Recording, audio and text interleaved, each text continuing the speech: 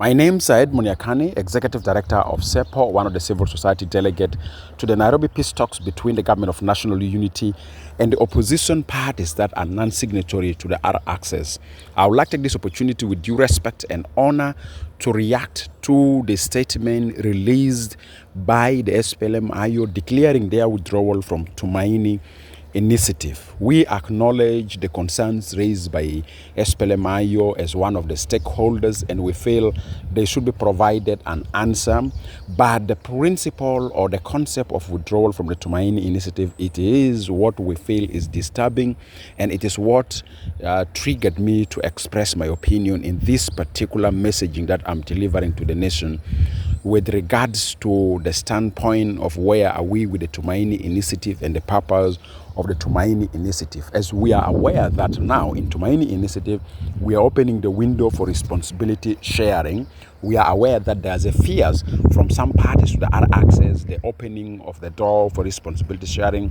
And we are aware that the restructured institutions under the Tumaini initiative is not new, but it is strengthening the institutions that are assigned to South Sudanese actors in delivering the political transition in their country.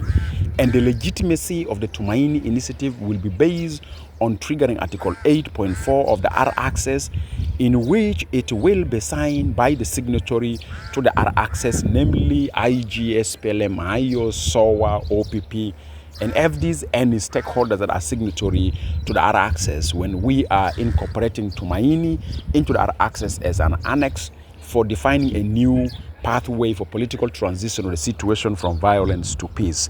Secondly, IO is a part of Artigono.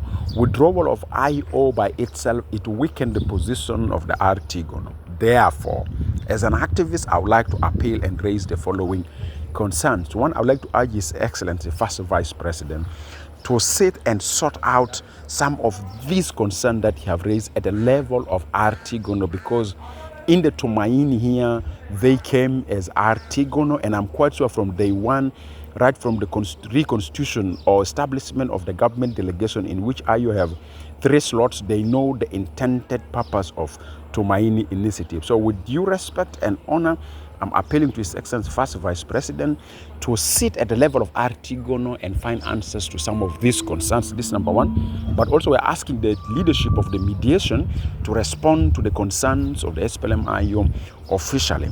Secondly, the principle of withdrawal from the Tumaini initiative, it's a violation of the commitment of declaration which Artigono commit itself into it, and which IO is part of Artigono. So I think violation of the commitment of declaration for Tumaini mediation to be sustained in nature is violated by any either of the party that want to withdraw, whether from the government in terms of Artigono or from the opposition or from the stakeholders. Our role is to retain ourselves in sustained peace.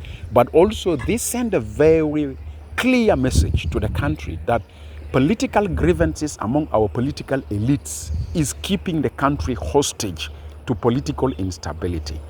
The behaviors that we are seeing have been demonstrated by different political actors, refusing funding the implementation of the R-Access, complicating interpretation of the implementation of R-Access, having a delaying tactics, have tactics that undermine the restructuring of the pathway for political transition is clearly telling us that the political elite is keeping the country hostage. My question is, with your political grievance that you have, for how long do you want our citizens to suffer from this man-made political instability in the country? Can we take responsibility and avail to the citizen stability and peace than complicating things and than taking things in a manner that if mine is not responded to, if mine is not favored, then the political transition in South Sudan must be questioned. And this clearly proves what I used to say, that political rigidity within the political class will continue making citizens of this country suffer because of the political rigidity and the culture of always being reserved on any political transition.